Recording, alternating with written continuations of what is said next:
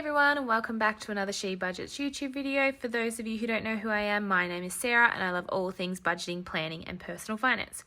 So in today's video, we are going to be going over our budget overview for January and looking at our results for the month. I am using the budget planner, the She Budgets budget planner. We do have a few more left on our website of the signature style.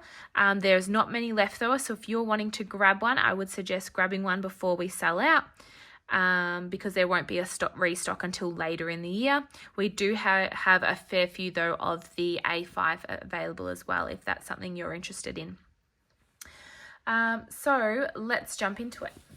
Okay, so this is the budget overview sheet for January. It is at the back of the month, so you've got your monthly tabs. It is the last page in the month. I get these figures from tracking our expenses. So in the budget planner, we have expense trackers, so I track our expenses. So that's where I get these figures from, if you are wondering. For January for us wasn't actually a very typical month, because we were away in the caravan for a week and a half of January. So some of these amounts here don't reflect a full month. So like $1,200 isn't exactly a full month that we try to budget for.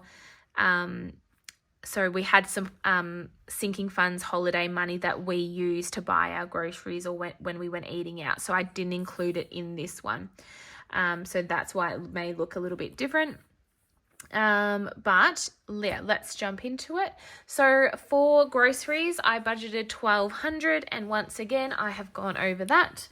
But that is fine. So we were actually $1,344 for groceries. And I think as well, like us being home and not in routine while we've been on holidays, sort of throws things out a bit. So, but now we're both back at work, sort of back into routine. So for February, we're going to try and really stick to that grocery budget. If you're wondering also where I get these budgeted amounts, like how I come up with those, I kind of, track our spending, do a rough kind of guide. Some of them I know exactly, like our insurance is always going to be that amount. It actually, just went up to $328, but I know these ones will always be that amount. But then, these ones like groceries and eating out, I just sort of budget a sort of amount that I think we can stick to. So eating out, we budgeted $250 for January. We spent $234, so we're under budget for that, which is great, by $16. Car, we budgeted $500, so that includes all things like petrol, parking, car washes, and things of that nature. We budgeted, what did we budget? $500. We spent $470, so we're under budget by $30. Next, we have the boys, so that includes all things like swimming, their swimming lessons, any clothes, any haircuts, and things like that. I did have a YouTube video of where I went through here what's in each of my categories.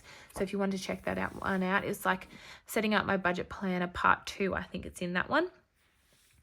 So we budgeted $350 for the boys. It actually was $166. Their swimming was closed for a couple of weeks, so that would have been why. So under $184.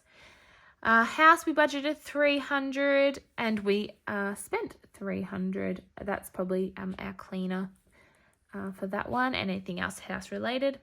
Health, we budgeted $100. I actually don't think I will be including health. It's kind of in medical sinking fund, so $100 difference there for that one. So nothing for health.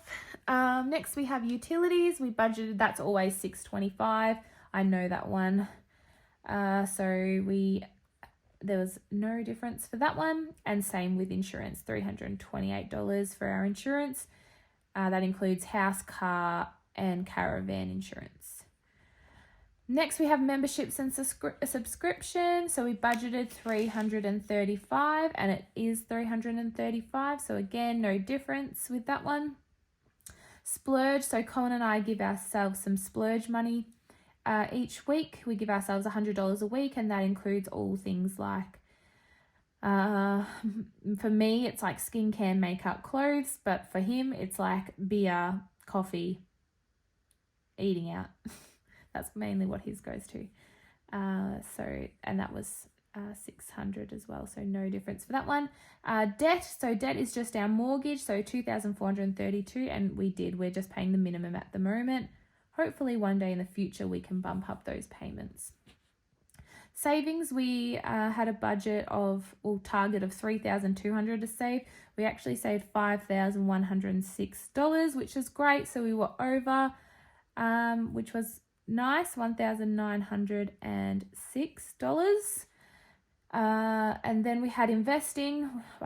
We used to budget for put away some money for ourselves and for the boys for our future, but at the moment with our goals, we have just put that on pause for now. We definitely will get that back up and going, but while we just try and focus on our main goals this year, we're just putting that on a pause for now.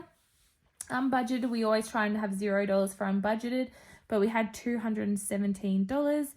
And the main things that went to was a GoFundMe for a friend and a parking fine. I'm pretty sure that was about it. We were in Adelaide and didn't realise the parking meter.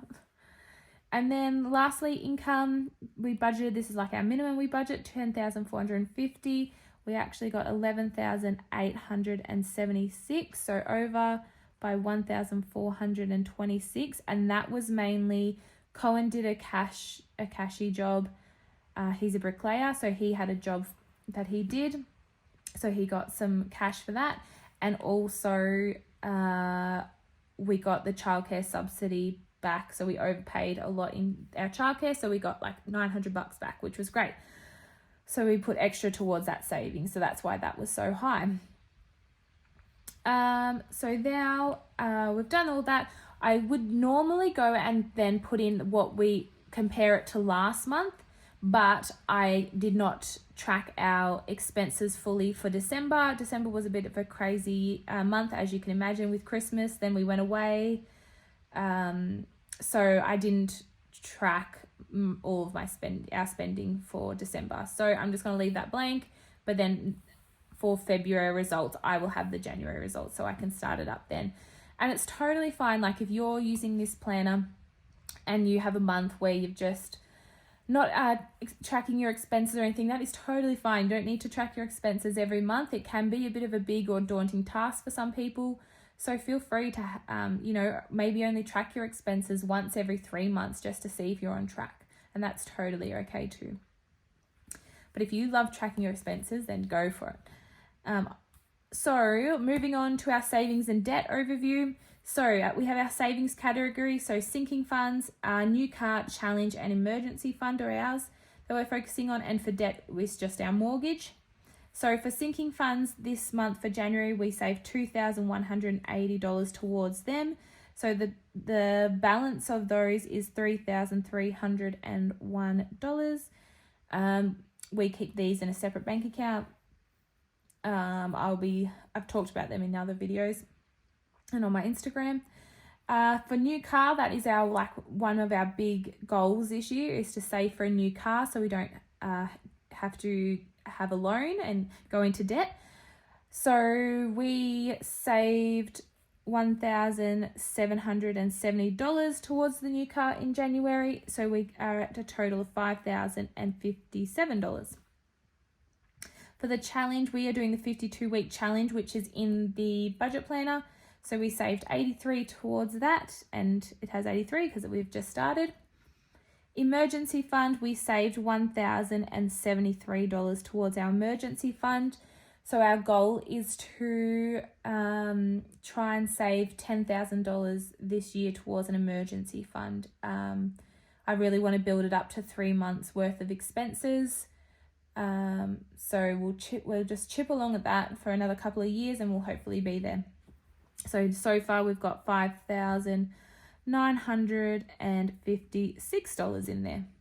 So total that we saved was $5,106 this month, and our total savings is $14,397.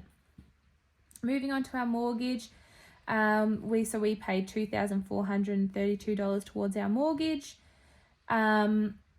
I didn't look up the total balance of our mortgage, so I'll have to do that and see it. We're in the 400s, I'm pretty sure, somewhere around there. So I'll have to chase that one up. But that is how you fill out the budget overview sheet. So I'll be doing one of these for every month, and it's just a great way to see how your spending's going. Are you on track with your goals? Do I need to make any more adjustments to my budget? So if you have any questions or comments, leave them below. Thank you so much for watching, and I'll see you in the next one. Bye.